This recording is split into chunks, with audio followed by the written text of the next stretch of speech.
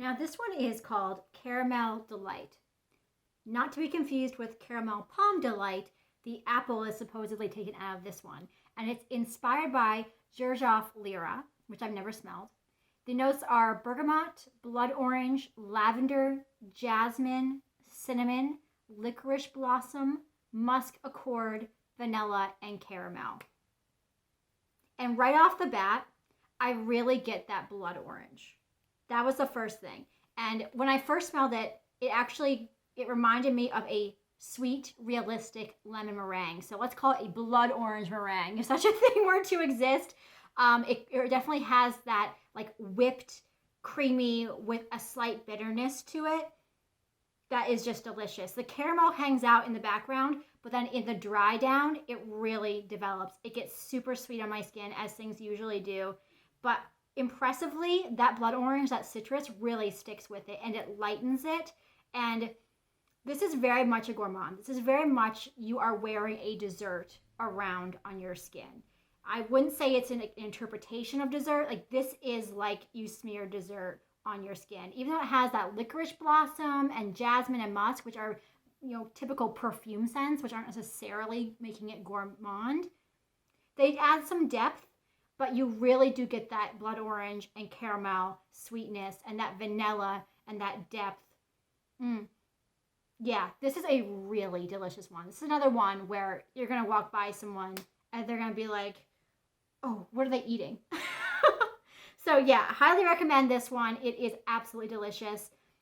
If you like your caramel with a citrus instead of an apple, which a lot of things are now being paired that way. I think of like Swiss Arabian Casablanca, which is like a caramel apple. This is a blood orange with caramel, and I think it's a slight departure. Not super sophisticated. Again, another nice blind buy because it really is like you get what the notes are. It's not that complicated. It's really just a dessert on your skin. But I mean, still, it's absolutely delicious. And again, that's Caramel Delight. This next one is not as gourmand and desserty as the others. I'm gonna give you a little reprieve here, which is Jazz by the Fire. And this is a concept series hybrid of two perfumes, Maison Martin Margiela's Jazz Club and also their By the Fireplace.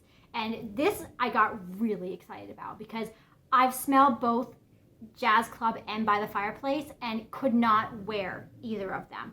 To me, they were very candle scenty, delicious and well blended as they were.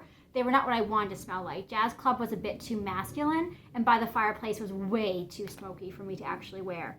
So in this one, the notes are pink pepper, rum absolute, tobacco leaf absolute, clove oil, chestnut accord, and vanilla accord. And all I can say is yes, thank you, yes. Because this took what I love about each of them and made it into a perfume that I can actually wear and not feel like I'm a walking candle or that I'm super masculine. Yes, this is just absolutely delicious. So right off the bat, I really get that rum, but it's not a masculine rum. It's sweetened by the vanilla, and it just makes it a little bit boozy, and it makes the tobacco blend really nicely in surprisingly a not too masculine way. That really surprised me. I get the resin from wood, like it's not just like smoke from fire. It's like that resin that drips off of wood when you're burning it. That's what it smells like. So it's like not a smoky, disgusting to like you're smoking a cigarette kind of smoke. It's like a natural, deep, sophisticated kind of smoke. Definitely like a fireplace resin. Yes, this is delicious. I think this could easily be unisex. I picture a man sitting in a club chair by a fireplace, sipping on a glass of rum with, some like potpourri next to him from that clove. Like, I would buy a full bottle of this before I would buy a full bottle of either of the perfumes it's inspired by. Delicious, highly recommend. It's Jazz by the Fire. I am relieved to say that I did not fall in love with every single one of these perfumes. Thank goodness there is one I don't want to buy. And it is Vanille Overload, which is inspired by Spiritus Double Vanille, which is a Guerlain perfume that I have actually smelled. And this, no. Sorry, honey, this ain't it. The notes are bergamot, pink pepper, frankincense, ylang ylang de Comoros. Don't know what that is. Rose de Bulgarie, which is apparently Bulgarian rose, jasmine, vanilla, benzoin, rum, and cedar. And this really missed the mark. I mean, when I first sprayed this on my skin, even now out of the bottle, I'm getting it. Icy hot and incense. Like that, the eucalyptus oil, icy hot, like cream with incense. And then after half an hour of letting it dry down on my skin, I did kind of get like a French vanilla tonka feeling from it. The other icy hot note faded away. And then when it really dried down, I got vanilla. Straight, single note vanilla, which I guess is fair. It is called Vanille Overload. But I have so many vanilla perfumes that are just absolutely delicious. And for the Spiritus Double Vanille, that is a really gorgeous vanilla. And I think they tried real hard. I see what they did here, but it's definitely missing the mark. So this one I would not really recommend. That is Vanille Overload, and it's definitely not a good dupe for Spiritus Double Vanille. I'm sorry to say. We are now going back into food territory with Delectable Temptation. And this is a original blend from Dua. The notes are fresh blueberries, whipped cream, Canadian dark maple syrup, wild honey, and Virginia cedar. And this is another one that you really just get what they tell you you're gonna get. So on the bottle, it looks like pancakes with syrup and blueberries on it, which I have no problem with any of that. Right out of the bottle, I'm really getting blueberry, and I definitely have that pancake smell, which to me is like this carb-loaded, sweetened, flour-based kind of smell. Not cakey. Pancake is a different kind of smell than cake, right? Yeah, but when I put it on my skin, the very first note I got was a really overly synthetically sweet maple syrup with this plastic undertone. About half an hour, it turns into a caramel bomb. Now, there is no caramel given in it, but maybe it's that caramelized mapley scent that I'm getting. It gets so sweet on me. And then after an hour of developing, that's kind of what I'm left with, is just that synthetic, syrupy, nondescript sweet. The blueberries die off for me very sadly. Any complexity dies off for me. This is one where it'd be great to just spray on yourself before you go to bed, because you're going to get that scent that you want of the blueberries and the syrup and the pancakes for when you go to bed. But then overnight, it's going to just turn into kind of blah, nondescript sweetness. I like what they're getting at here. It's not complicated. It's not threatening. There is nothing super nasty besides that initial plastic smell. It's just kind of, all right, I'm pretty sure Bath & Body Works did a scent like this. Now, to be fair, it lasts longer than a Bath & Body Works body spray, but it's not one of the strongest ones of the bunch. It does fade away pretty quickly as well, even though it is also an Extrait Parfum just like all the others. Yeah, so this one's, not full bottle worthy for me. But if you're just craving blueberries and pancakes, like that is just like a memory for you, then you will get it in this one. And this is Delectable Temptation. All right, we are down to the final four. Thank you so much for sticking with me. I hope that this has been super exciting and interesting for you. If you're a gourmand lover, I mean, watching a video like this from you would be pure heaven. So I hope you're enjoying it. But we're down to Italiano. That is the next one here.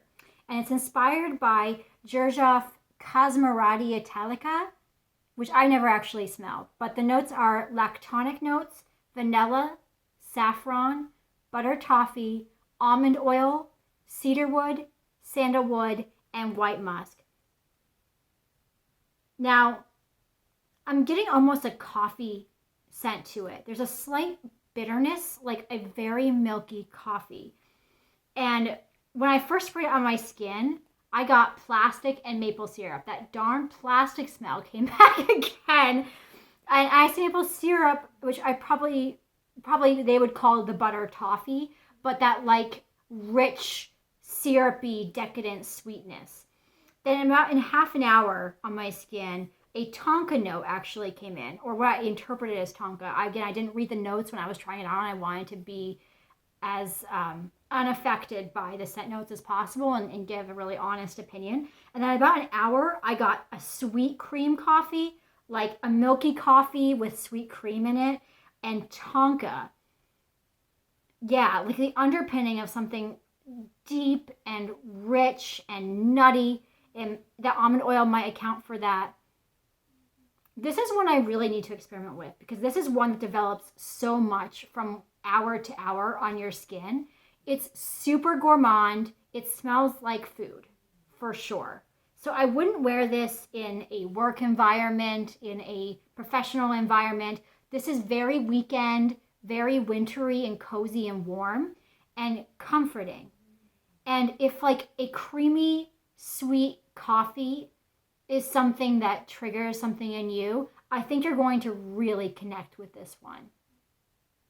Yeah, you really get those lactonic notes. It's very creamy without being like sour milk. It never goes sour milk, which a lot of lactonic notes on me kind of go sour milk. No, this stays sweet and delicious. Yeah, so this is one that I'm going to keep playing with. By the end of this bottle, I might actually end up buying a full bottle of it. It might grow on me. It might be one of those scents. I'm getting a feeling for that. But again, this is Italiano. This next one is Espresso Delight. And this has to be the biggest letdown of all of them for me. Well, Soulmate might be the biggest letdown. That was pretty nasty. But Espresso Delight is a concept series inspired by a hybrid of Gourmand Perfumes Sweetie Oud and Menthol Intense Cafe. I've smelled Intense Cafe, and this ain't it. The notes are coffee, rose, artemisia, I don't know what that is, vanilla, amber, cypriol oil, white musk, cardamom, amyris, oud, cedarwood, cistus oil, cumin, frankincense, Gurjan balsam, juniper berries, patchouli, and Spanish labdanum. And man, a lot of those scents are venomous. I mean, those are powerful, strong, masculine, woody fragrance notes. And it's bitter, it's woody. There is sweetness, but it's like a sweet musk. So I guess you could consider it gourmand. The pictures on the bottle are a macaron and an espresso. I wish I had some macaron in this. That would make me very happy, but that's not what I'm getting. I'm really getting bitter cedar, like sipping an espresso and walking into a cedar closet. And the whole time I wore this all day, I was carrying around this cedar closet on my skin. Now, I see some people here on this Duo website are giving it a really good review and saying it smells like what it's supposed to, you know, coffee and desserts. Gosh, I wish I got that. I'll be honest, I'm really not getting that. This is such a scrubber. I'm not putting this on my skin again. I'm not even testing it again because it's just not up my alley whatsoever. So, sorry, Duo, you can't win them all, right? This one is Espresso Delight. Second to last here, we have Italiano Pomme, not to be confused with the original Italiano. Now it's a concept series again, inspired by a hybrid of Xerjoff Italica and Kilian Paris Apple Brandy. They love sampling that one, huh? So the notes are lactonic notes, saffron, butter toffee, almond oil, cedar wood, sandalwood, green apple, vanilla, brandy, and white musk. And this one, when I'm smelling it in the bottle, I'm really getting a pounding of green apple. It is super fresh. It's super sweet. That butter toffee really comes through.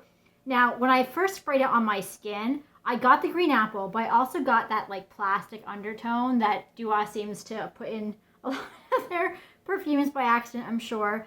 But then after half an hour, I actually got this coffee cream caramel undertone. Now, there isn't actually any coffee in it. But what I was picking up on, was that lactonic note, that like milky coffee note that's in the original Italiano is also in this one, but it carries that freshness of the apple. And so after about an hour of wearing it, it was a little bit weaker than the others. It didn't last quite as long. The plastic undertone was gone though, which was really nice.